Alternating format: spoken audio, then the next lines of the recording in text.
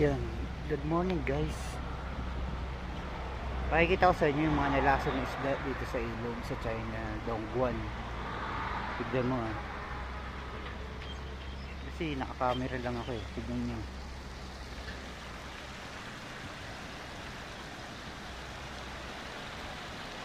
Yan mga good size yan.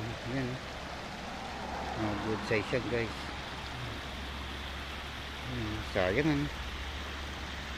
Lalaki pa naman. Good size. Kakamatay lang yan. Yan.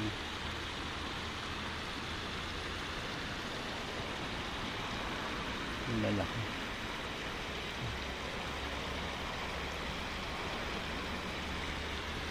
Dito ako nga pala dati namimingwit. Yan dyan. And dun. Pinigilan lang namin kasi may lasang isda rito. Kasi maraming pabrika rito. Tapon, ng hapon, galing ko kami rito. Kaya nga, hindi ko ma-video kasi lobat yung cellphone ko. Ngayon na pagkakataon ng maga, jogging o nadaan ko. Sayang nga. Kung isda ay namatay, tao pa kaya. Kung makakain yan. Ibig sabihin polluted to. Itong tubig na to.